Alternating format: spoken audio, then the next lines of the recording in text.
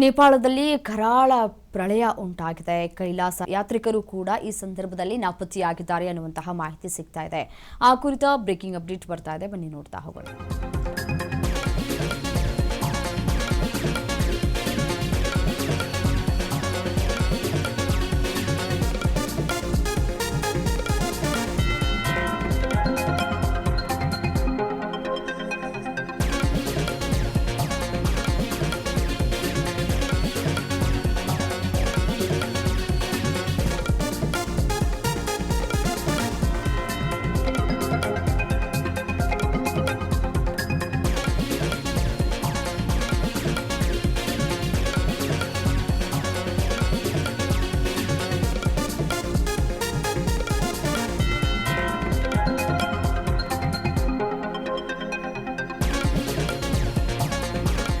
ನೇಪಾಳದಲ್ಲಿ ಕರಾಳ ಪ್ರಳಯ ಉಂಟಾಗಿ ಕೈಲಾಸ ಯಾತ್ರಿಕರು ಕೂಡ ಈ ಸಂದರ್ಭದಲ್ಲಿ ನಾಪತ್ತೆಯಾಗಿದ್ದಾರೆ ಅನ್ನುವಂತಹ ಮಾಹಿತಿ ಸಿಗ್ತಾ ಇದೆ. ಕೈಲಾಸ ಯಾತ್ರೆಗೆ ಅಂತ ಹೇಳಿ ತೆರಳಿದಂತಹ 77 ಯಾತ್ರಾರ್ಥಿಗಳು ಕೂಡ ಇಶಾ ಫೌಂಡೇಶನ್ 77 ಯಾತ್ರಾರ್ಥಿಗಳು ಸಂಪರ್ಕಕ್ಕೆ ಸಿಗ್ತಾ ಇಲ್ಲ.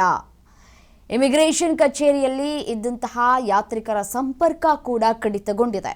21 ಯಾತ್ರಾ ಗುಂಪುಗಳ ಪೈಕಿ 495 ಮಂದಿ ಸುರಕ್ಷಿತವಾದಂತಹ ಸ್ಥಳಕ್ಕೆ ತಲುಪಿದ್ದಾರೆ, ವಾಪಸ್ಸಾಗಿದ್ದಾರೆ ಅನ್ನುವಂತಹ ಮಾಹಿತಿ ಸಿಗ್ತಾ ಇದೆ. ಆದರೆ 77 ಯಾತ್ರಾರ್ಥಿಗಳಿಗಾಗಿ ರಕ್ಷಣಾ ಕಾರ್ಯಾಚರಣೆ ಮತ್ತಷ್ಟು ಚುರುಕುಗೊಂಡಿದೆ. ಟಿಬೆಟ್ನಲ್ಲಿ 743, ನೇಪಾಳದಲ್ಲಿ 148 ಮಂದಿ ಇರುವಂತಹ ಮಾಹಿತಿ ಸದ್ಯಕ್ಕೆ ಲಭ್ಯವಾಗ್ತಾ ಇದೆ.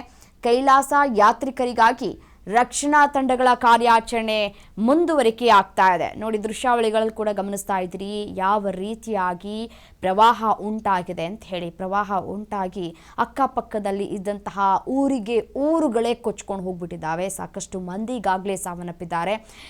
ಇನ್ನು ಶೋಧ ಕಾರ್ಯಾಚರಣೆಯೂ ಕೂಡ ಭರದಿಂದ ಸಾಗ್ತಾ ಇದೆ. ಮತ್ತು ಭಾರತ ಸರ್ಕಾರವೂ ಕೂಡ ಹೆಲ್ಪ್ಲೈನ್ ನಂಬರನ್ನು ಕೂಡ ಬಿಡುಗಡೆ ಮಾಡಿದೆ. ಅದರಂತೆ ಹೆಲ್ಪ್ಲೈನ್ಗೆ ನೀವು ಕರೆ ಮಾಡಿ, ಯಾರಾದರೂ ಮಿಸ್ ಆಗಿರ್ತೀರೋ ಅವರು ಮಾಹಿತಿಯನ್ನು ಕೂಡ ಹಂಚಿಕೊಳ್ಳಬಹುದು. ಕರ್ನಾಟಕದವರು ಕೂಡ ಒಂದಿಬ್ಬರು ಕಾಣೆಯಾಗಿದ್ದಾರೆ ಅನ್ನುವಂತಹ ಮಾಹಿತಿಗಳು ಕೂಡ ಸದ್ಯಕ್ಕೆ ಲಭ್ಯವಾಗ್ತಾ ಇದೆ.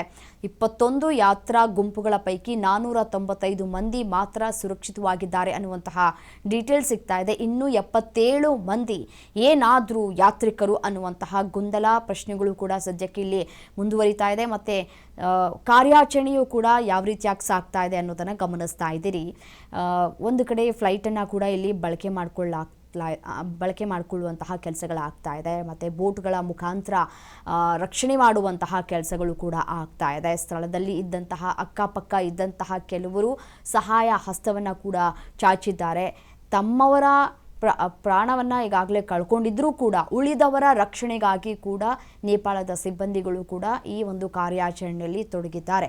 ಈಗಾಗಲೇ ಕುಟುಂಬಸ್ಥರನ್ನು ಕಳಿಸ್ಕೊಂಡಿದ್ದಾರೆ ಕೆಲವರು ಅನ್ನುವಂತಹ ಮಾಹಿತಿ ಸಿಗ್ತಾ ಇದೆ. ಬದುಕಿ ಉಳಿಯೋದು ಕೂಡ ತೀರಾ ಕಡಿಮೆ, ಇನ್ ಕೇಸ್ ಏನಾದರೂ ಸಿಕ್ಕಾಕೊಂಡಿದ್ರೆ ಅನ್ನುವಂತಹ ಮಾಹಿತಿಗಳು ಕೂಡ ಸಿಗ್ತಾ ಇದೆ. ಬಟ್ ಗೊತ್ತಿಲ್ಲ ಏನಾಗಬಹುದು ಎಂಡ್ವರೆಗೂ ಅಂತ ಹೇಳಿ.